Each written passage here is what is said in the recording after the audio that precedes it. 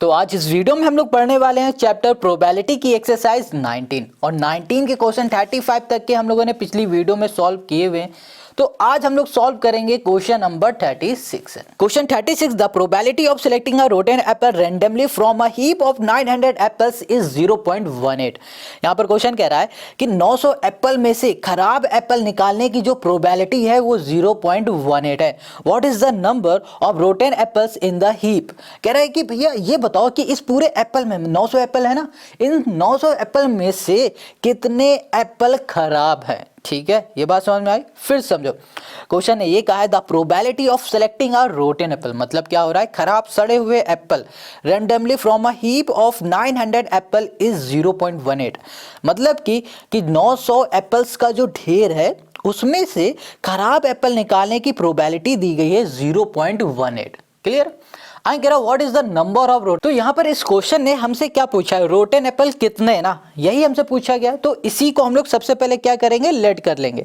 तो यहाँ पे लिखेंगे let the number of rotten Apple. ठीक है, रोटेन यहाँ कर दिया एप्पल। तो यहाँ पर क्या लेट कर लिया हमने, यहाँ पर एक्स लेट कर लिया। अब यहाँ पर ना हमें क्वेश्चन ने बताया था कि भैया टोटल है ना, टोटल जो एप्पल है, टोटल एप्पल हमारे पास कितने हैं, 900 हैं। कितने हैं, 900। तो हमने क्या लेट किया, हमने लेट किया है रोटेन एप्पल जो कि x है, और टोटल एप्पल्स को हमने लेट किया हुआ है यहाँ पर 900। ठीक है, इतनी बात क्लियर। अब क्वेश्चन ने क्या कहा था कि भैया जो खराब एप्पल है ना उसकी निकालने की जो प्रोबेबिलिटी है वो 0.18 है। तो हमें पता है कि प्रोबेबिलिटी निकालने का फॉर्मूला क्या होता है।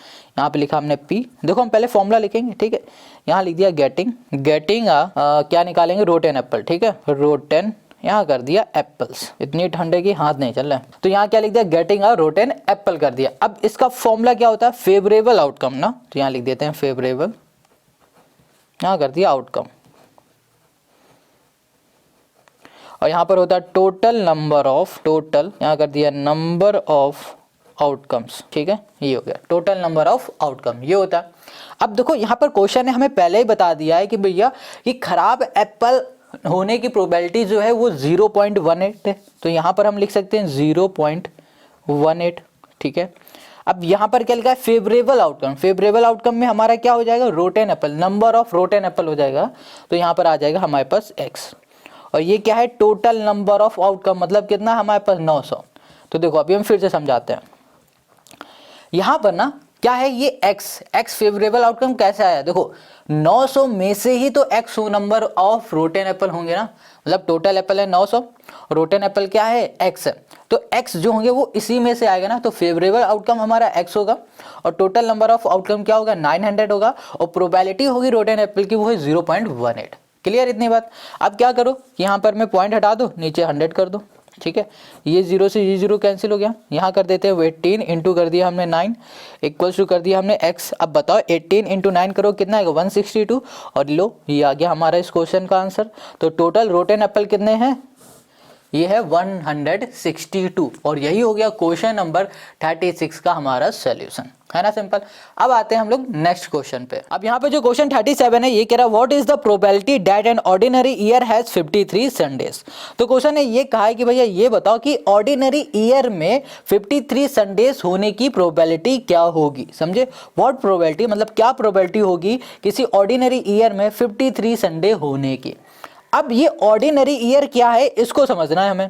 देखो ऑर्डिनरी ईयर मतलब हो गया जिसमें 365 दिन होते हैं, ऐसा साल जिसमें 365 डेज हो उसे हम लोग बोलते हैं ऑर्डिनरी ईयर। या फिर सीधी लैंग्वेज में बोलो, जिसमें लीप ईयर को छोड़ के, लीप ईयर होता है एक नॉर्मल ईयर होता है, तो लीप ईयर हटा दो, जो भी हमारे ईयर बचना है 365 वाले, 365 दिन वाले, वो होते हैं हमारे ऑर्डिनरी ईयर्स। क्लियर हो गया। अब यहाँ पर ना हमें प्रोबेबिलिटी बतानी, अब कैसे बताएंगे उसको देखो। तो यहाँ पर जनाब क्वेश्चन 37 ने कहा है कि 53 संडे होने की प्रोबेबिलिटी क्या होगी एक ऑर्डिनरी ईयर में। तो यहाँ पर जो ऑर्डिनरी ईयर होता है इस ईयर में होते हैं टोटल 365 डेज, 365 डेज होते हैं। अब हमें पता है 365 डेज में होते हैं 52 वीक। अब ये 52 वीक कैसे निकाला ये भी देखो। तो यहाँ पर हमें पता है कि एक वीक में कितने डे होते हैं, 7 होते हैं।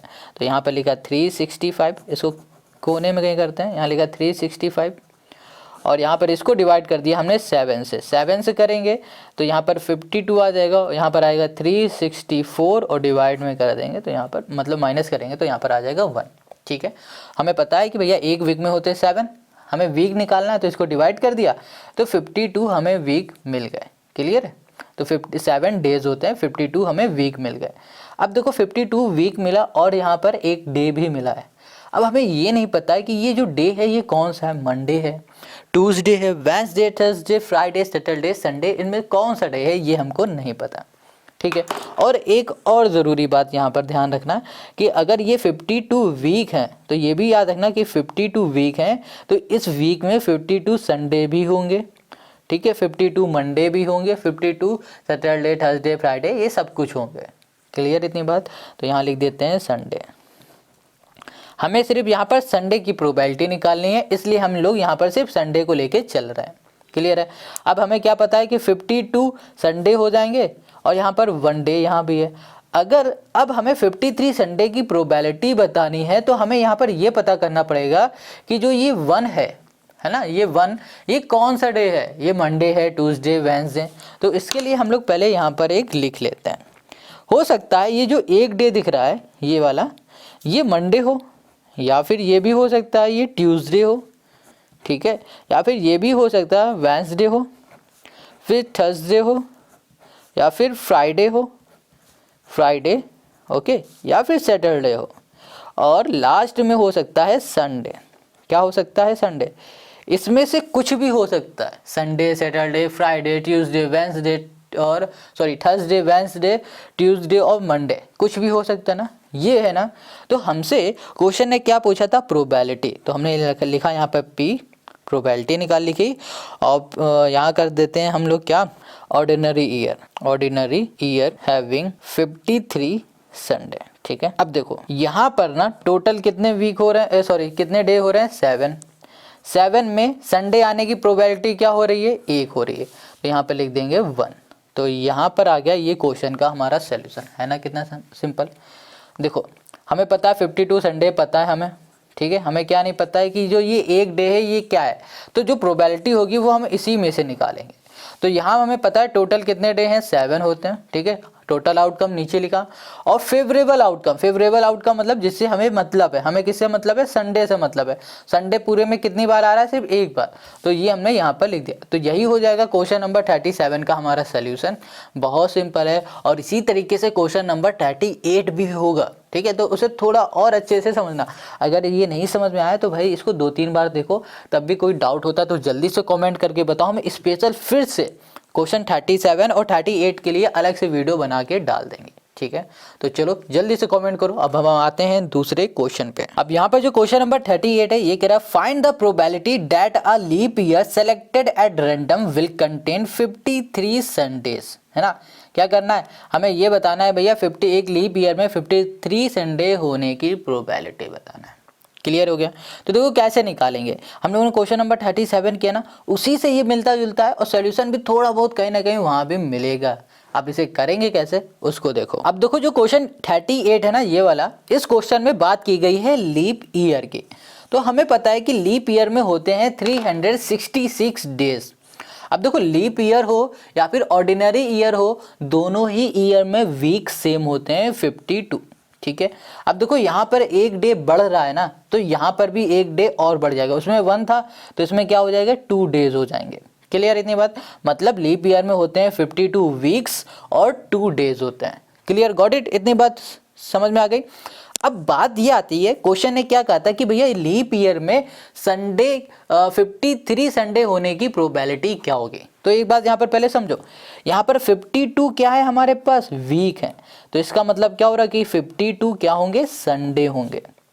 जाहिर सी बात है, हर वीक में एक संडे होता है, तो इसमें भी क्या होगा, 52 संडे होंगे। ओहो, संडे, ठीक है, संडे होंगे। क्लियर हो गया। अब 52 संडे तो होंगे, बट अब यहाँ पर बात आती है कि ये जो डे हैं हमारे 2, अब ये कौन से डे हैं, ये कौन से डे हैं बताओ। यहाँ पर लिख देते हैं 2 डेज हैं, तो ये बताओ ये हमारे कौन से डेज हो सकते हैं। मंडे हो सकता है या ट्यूसडे हो सकता है, ट्यूसडे है या वेडनेसडे, ये कौन से हो सकते हैं, नहीं पता ना। तो चलो पता लगाते हैं। तो यहाँ लिखते हैं रिमेनिंग डेज। ठीक है, और शुरू करते हैं कार्यक्रम। तो 2 डेज जो है ना वो हमारे क्या हो सकते हैं, वो हो सकते हैं भैया संडे, संडे हो सकता है, और यहाँ लिख दिया एंड, यहाँ कर दिया हमने मंडे, ठीक है। संडे हो सकता है या फिर क्या हो जाएगा, मंडे हो जाएगा, और या फिर हम बोल दें यहाँ पर क्या हो सकता है, और संडे मंडे, या फिर हो सकता है मंडे, मंडे कर दिया, एंड कर दिया, यहाँ कर दिया हमने ट्यूसडे। क्या हो सकता है, संडे हो सकता है या फिर मंडे हो सकता है, मंडे हो सकता है या फिर ट्यूसडे हो सकता है, या फिर ट्यूसडे हो सकता है या फिर वेडनेसडे हो सकता है। लिख दिया ट्यूसडे एंड वेडनेसडे, यहाँ कर दिया वेडनेसडे, यहाँ कर दिया वेडनेसडे, ठीक है। अब यहाँ पर हमारे पास क्या हो सकता है, वेडनेसडे हो सकता है या फिर क्या हो सकता है, थर्सडे हो सकता है। यहाँ लिख दिया वेडनेसडे और कर दिया यहाँ पर एंड, यहाँ कर दिया थर्सडे, ठीक है। क्लियर इतनी बात। क्या हो सकता है, वेडनेसडे हो सकता है या फिर थर्सडे हो सकता है। तो यहाँ पर आ जाते हैं हम लोग, किसमें चौथा है, तो यहाँ पर आ जाएगा हमारा पांचवा, यहाँ पर थर्सडे हो जाएगा हमारा, ओके, ओहो, या फिर हो जाएगा हमारे पास फ्राइडे, और यहाँ पर हम आ जाते हैं 6 में, तो यहाँ पर हो सकता है फ्राइडे एंड यहाँ कर दिया सैटरडे। क्लियर। अब यहाँ पर लास्ट में आ जाते हैं, तो ये हो जाता है हमारा सैटरडे एंड कर दिया हमने यहाँ पर संडे, ठीक है। अब इसमें से हमारे कुछ ना कुछ हो सकते हैं, इतनी बात क्लियर है। क्या हो सकता है, संडे हो सकता है या फिर मंडे, मंडे हो सकता है या फिर ट्यूसडे, ट्यूसडे वेडनेसडे, वेडनेसडे या थर्सडे, थर्सडे या फ्राइडे, फ्राइडे या सैटरडे, सैटरडे या फिर संडे। इसमें से कुछ भी वो 2 डे हो सकते हैं, कोई भी हो सकते हैं, ठीक है। तो यहाँ पर क्वेश्चन ने क्या बताया था, कहा था 53 संडे होने की प्रोबेबिलिटी क्या है। तो हमें यहाँ पर सिर्फ देखना क्या है, कहाँ कहाँ संडे है। एक संडे यहाँ पर है, दूसरा संडे हमारा यहाँ पर है, एक ये है और दूसरा हमारे पास यहाँ पर है। क्लियर है। तो यहाँ पर 2 हमारे पास संडे हैं, तो टोटल हमारे पास कितने हैं, 7 है। 7 में से संडे होने की प्रोबेबिलिटी कितनी हो रही है, 2 हो रही है। तो हम लोग यहाँ पर लिख लेते हैं सिंपल सा प्रोबेबिलिटी, ठीक है। यहाँ कर दिया a leap year having 53 Sunday, ठीक है। तो यहाँ पर क्या है, टोटल कितने हैं, 7 है। 7 में से कितनी पॉसिबिलिटी हो रही है, 2, तो यहाँ लिख दिया 2। तो यहाँ पर 2 बाई हमारे पास क्या आ गया, 7 आ गया। और यही हो गया इस क्वेश्चन का हमारा सोल्यूशन। तो एक बार और समझेंगे, अच्छा क्वेश्चन है। क्वेश्चन ने ये कहा था, ये बताओ कि लीप ईयर में 53 संडे होने की प्रोबेबिलिटी क्या होगी। तो हमें भैया पता है कि लीप ईयर में जो डेज होते हैं वो 366 होते हैं, 366 होते हैं, जिसमें कि 52 वीक होते हैं और 2 और डे होते हैं। क्लियर इतनी बात। अगर 52 वीक है तो हमें पता है कि 52 संडे भी होंगे। क्या होंगे, 52 संडे होंगे। अब बात ये आती है कि जो ये 2 डे हैं, ये दो डे हमारे कौन से हैं, संडे है या Monday, Tuesday, Wednesday, Thursday, Friday, Saturday, क्या है। तो हमने यहाँ पर एक बेकायदा लिख लिया, ठीक है। तो हमने देखा कि यहाँ पर देखो, हमें सारे डे से मतलब नहीं, हमें मतलब है संडे से, क्योंकि संडे की बात की क्वेश्चन है। तो यहाँ पर बात आती है संडे की, तो यहाँ पर हमने देखा संडे यहाँ पर भी है और यहाँ पर है, मतलब पॉसिबिलिटी टोटल 7 है। 7 में संडे होने की कितनी है, 2 है। तो हमने यहाँ पर फॉर्मूला लगाया, पुट कर दिया और हमारा आंसर आ गया। तो यहाँ पर क्वेश्चन नंबर 38 हमारा कंप्लीट। अब आते हैं हम लोग क्वेश्चन नंबर 39 में। Question 39, a letter chosen at random from the letters of word association, find the probability that the chosen letter is a vowel consonant N S, ठीक है, एन एस। देखो क्वेश्चन कह रहा है कि हमारे पास जो ये लेटर है, ठीक है, इस लेटर में प्रोबेबिलिटी क्या होगी, वोवेल होने की, कॉन्सोनेंट होने की और एस लेटर की क्या होगी। तो यहाँ पर जो लेटर पूरा दिख रहा है ये क्या है, एसोसिएशन है। टोटल कितने इसमें है, 1 2 3 4 5 6 7 8 9 10 11 लेटर हैं हमारे इसमें। अब कह रहा है इसमें जो 11 लेटर है ना, इसमें वोवेल लेटर होने की प्रोबेबिलिटी क्या होगी, कॉन्सोनेंट होने की प्रोबेबिलिटी क्या होगी और एस लेटर की प्रोबेबिलिटी क्या होगी। तो ये क्वेश्चन तो बहुत इजी है। अब करेंगे क्या, उसको देखो। तो इस क्वेश्चन को सॉल्व करने के लिए हमें सबसे पहले ये चेक करना पड़ेगा, जो हमारे पास एसोसिएशन का वर्ड दिख रहा है ना, इसमें कितने लेटर हैं। तो हमने जब इसे काउंट किया तो हमें टोटल लेटर कितने मिल गए, 11 मिल गए। क्लियर है। अब इसका जो पहला क्वेश्चन पूछता है, जिसकी प्रोबेबिलिटी पूछी जा रही वोवेल की, तो हमें यहाँ पर देखना पड़ेगा इसमें वोवेल कौन कौन से। तो हमें पता है जो वोवेल होते हैं वो ए ई आई ओ यू होता है। तो इसमें देखो कहाँ पर है, ए ये है, ये आई है, ठीक है, आई ओ ये है और ये आई है, ये ओ है। तो टोटल कितने हो गए, 1 2 3 4 5 और यहाँ पर ए ये, तो 6 हो गए। तो टोटल वोवेल हमारे पास कितने हो गए? 6 हो गए। क्लियर है? अब हमें क्या निकालने है? इसकी प्रोबेबिलिटी निकालनी है। बहुत सिंपल है। अब प्रोबेबिलिटी कैसे निकालेंगे उसको ज़रा ध्यान से देखना। प्रोबेबिलिटी निकालने का जो फॉर्मूला है वो लगा दो, यहाँ लिख दो गेटिंग अ वोवेल। ठीक है, तो यहाँ लिखा vowel equals to total letter कितने हैं हमारे पास? 11 और वोवेल हमारे पास कितने हैं? 6 है। तो ये हो गया इसकी प्रोबेबिलिटी, है ना? कितना आसान। अब ये तो हमने कर लिया। अब आ जाओ इसी के दूसरे में। अब इसमें क्या पूछा गया? इसमें पूछा गया है कॉन्सोनेंट। ठीक है, क्या पूछा गया है? कॉन्सोनेंट। जो कॉन्सोनेंट है, अब इसमें देखो कॉन्सोनेंट क्या भैया, वोवेल को छोड़ के जितने भी हमारे पास लेटर है वो सारे क्या है? कॉन्सोनेंट है। तो देखो यहाँ पर 1 2 3 और 4, यहाँ पर 5, तो टोटल कॉन्सोनेंट कितने हो गए हमारे पास? 5 हो गए। अब हमें क्या निकालने है? इसमें प्रोबेबिलिटी निकालनी है। तो सिंपल सा फॉर्मूला लिखो P, यहाँ लिख दो हम लोग गेटिंग अ कॉन्सोनेंट। ठीक है, तो यहाँ लिख दिया कॉन्सोनेंट इक्वल्स टू क्या होगा? टोटल नंबर ऑफ आउटकम कितने हैं भाई साहब? यहाँ पर 11 है। ये 11 है ना, तो यहाँ पर क्या कर दो? 11 कर दो। और यहाँ पर क्या आ जाएगा हमारे पास? फेवरेबल आउटकम जो कि 5 है, तो यहाँ लिख दिया हमने 5। तो यहाँ पर क्या आ गया? 5/11 आ गया। ये हो गया कॉन्सोनेंट। अब लास्ट में हमसे क्या पूछा था? एस, है ना? इसमें पूछा था कि एस लेटर आने की प्रोबेबिलिटी क्या है। तो एस हमारे पास यहाँ पर देखो कितने हैं? सिर्फ 2 ही तो हैं एस हमारे पास। तो यहाँ पे लिखेंगे ओके, यहाँ पर 2 एस हैं हमारे पास सिर्फ, तो यहाँ लिख दिया 2। प्रोबेबिलिटी निकालते हैं, तो यहाँ लिखेंगे हम लोग गेटिंग अ एस। ठीक है, ये लिख दिया हमने एस इक्वल्स टू, तो टोटल आउटकम कितने हैं हमारे पास? 11। फेवरेबल आउटकम क्या है? 2 है। तो यहाँ पर हो गया हमारे पास 39 का हमारा सोल्यूशन, है ना? कितना सिंपल। तो देखो क्वेश्चन भाई साहब बहुत इजी है प्रोबेबिलिटी के, बस आपको छोटी सी बेसिक पकड़ के रखना हो। बेसिक क्या है? ये फॉर्मूला है, बस इसी फॉर्मूले को भैया दिमाग में बैठा के चलो, प्रोबेबिलिटी खत्म। ओके, टाटा बाय बाय हो जाएगी। अब आते हैं क्वेश्चन नंबर 40 में। Well question 40, a game consist of tossing a 1 rupee coin 3 times and noting its outcome each time. If getting the same result in all the tosses is a success, find the probability of losing the game. तो question ने ये कहा है कि भैया कि एक game है, उस गेम में 1 रुपये को लिया गया और लगातार 3 बार उछाला गया है। ठीक है, 3 टाइम उछाल दिया गया लगातार, और उसका जो आउटकम आ रहा है उसको क्या कर लिया गया है? नोट कर लिया गया। ठीक है, हर बार क्या किया गया? नोट किया गया। मान लो उछालने में हेड आया तो भी नोट किया, टेल आया तो भी नोट किया, हेड टेल पेल जो भी आया वो सब नोट करके लिख लिया गया। ठीक है, आगे कह रहा है if getting the same result in all the tosses is a success. अगर सेम रिजल्ट आ रहा है हर बार तो उसे क्या मान लिया जाएगा? सक्सेस मान लिया जाएगा। 3 बार उछाल रहा है ना, 3 बार उछाल रहा है तो क्या आएगा? हेड आएगा, या फिर टेल आ रहा है तो उसे क्या मान लिया जाएगा? सक्सेस मान लिया जाएगा। ठीक है, आगे कह रहा है find the probability of losing the game. अब कह रहा है प्रोबेबिलिटी बताओ गेम लूज करने की। कैसा अजीब क्वेश्चन है ना, जीतने का बता दिया है और क्या कह रहा है कि भैया हारने का बताओ। तो बहुत सिंपल है, जो चीज़ बताया गया है उसी से हमारा काम होने वाला है। अब कैसे होगा उसको देखो। अच्छा, तो एक काम करो, इस क्वेश्चन को सॉल्व करने से पहले क्या करो कि एक कॉइन को लो और लगातार 3 बार उछालो। तो 3 बार उछालोगे तो आपके पास देखो क्या क्या आउटकम आ सकते हैं उसको देखो। अगर हम एक कॉइन को लेते हैं, चाहे 1 रुपये ले लो, चाहे 10 रुपये ले लो, चाहे 5 रुपये ले लो, चाहे 20 रुपये वाली कॉइन ले लो, और उसको क्या करो? उछालो। ठीक है, उछालने के बाद जो भी आउटकम आए वो आप लिखो। हम लिखते हैं जैसे कि हो सकता है कि आउटकम हो सकता है हेड आए, फिर हेड आए, फिर हेड आए। 3 बार उछालना है तो तीनों बार हो सकता है कि हेड आ सकता है। ठीक है, या फिर ये भी हो सकता है कि तीनों बार टेल और टेल आए, ये भी हो सकता है। ठीक है, या फिर ये भी हो सकता है कि हेड और टेल आ जाए, ये भी पॉसिबल है।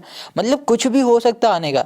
अब जितनी भी पॉसिबिलिटी है ना वो लिख लेते हैं। जैसे कि हो सकता है हेड आ जाए, टेल आ जाए और हेड आ जाए, ये भी पॉसिबल है आने की। ठीक है, या फिर ये हो सकता है टेल आ जाए पहले वाले उछालने में, फिर दोनों में हेड आ जाए। क्लियर है, ऐसा भी हो सकता है। और जैसे कि यहाँ पर लिख सकते हैं, हो सकता है हेड हो सकता है यहाँ पर, और फिर हो सकता है हमारे पास टेल हो जाए। ठीक है, या फिर हो सकता है टेल आ जाए, और यहाँ पर पॉसिबिलिटी हो सकती है टेल हेड की। ठीक है। इसके अलावा अगर कोई और पॉसिबिलिटी हो रही हो, आपके पास आ रही हो, तो भाई हमें ज़रूर कमेंट करके बताना, ठीक है, वरना इतनी होंगी। तो टोटल पॉसिबिलिटी कितनी, 1 2 3 4 5 6 7 8 पॉसिबिलिटी है।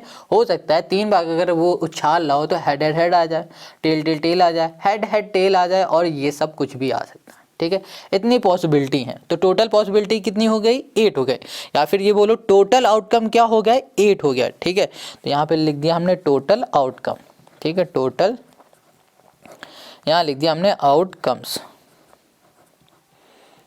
तो टोटल जो आउटकम्स है वो कितने हो गए भाई साहब, 8 हो गए। इतनी बात क्लियर हो गई। अब क्वेश्चन ने ये कहा था कि ये बताओ, नहीं, क्वेश्चन ने ये पहले बता दिया था कि अगर सेम रिजल्ट आता है, जैसे कि हेड हेड हेड ये सेम है, ठीक है, टेल टेल टेल ये सेम है, अगर ये आता है रिजल्ट तो सक्सेस मान लिया जाएगा, और इसके अलावा कुछ और आएगा तो वो फेल माना जाएगा, ठीक है। तो यहाँ पर देखो इसके अलावा क्या बच रहा है, 1, यहाँ पर 2 3 4 5 6, टोटल 6 बच रहा है। तो फेल होने का जो हमारे पास फेवरेबल आउटकम क्या हो जाएगा, 6 हो जाएगा। तो यहाँ लिख देंगे favourable outcome, outcomes equals to 6। अब ये बात समझ में आ रही, नहीं आई तो एक बार फिर से समझो। देखो टोटल आउटकम हमारे पास क्या हो रहा है, 8, मतलब अगर 3 बार कॉइन को उछाला जा रहा है तो हो सकता है इसमें से कुछ भी आ जाए, कोई भी पॉसिबिलिटी है, क्लियर है। टोटल पॉसिबिलिटी कितनी बच रही, 8 बन रही, 8 बन रही, ठीक है। अब क्वेश्चन ने ये कहा था अगर लगातार सेम रिजल्ट आता है, कुछ इस तरीके से तीनों बार सेम आ रहा है, तो वो क्या होगा, उसे मान लिया जाएगा कि वो सक्सेस है, ठीक है। अगर सेम रिजल्ट आ रहा है तो सक्सेस है, अगर सेम नहीं रिजल्ट आ रहा है तो इसका मतलब क्या हुआ, उसे लूज माना जाएगा कि वो हार गया है। तो सेम रिजल्ट इनमें नहीं आ रहा है, किस में नहीं आ रहा है, 6 में नहीं आ रहा है, तो फेवरेबल आउटकम हमारे 6 हो गए, ठीक है। इतनी बात क्लियर है। हमें क्या निकालना है, प्रोबेबिलिटी निकालनी है। किसकी निकालनी है भैया, हारने की। तो यहाँ लिख दिया लूजिंग द गेम। तो इसका जो फॉर्मूला होता है वो क्या होता है, ये होता है फेवरेबल आउटकम और डिवाइड में होता है टोटल आउटकम।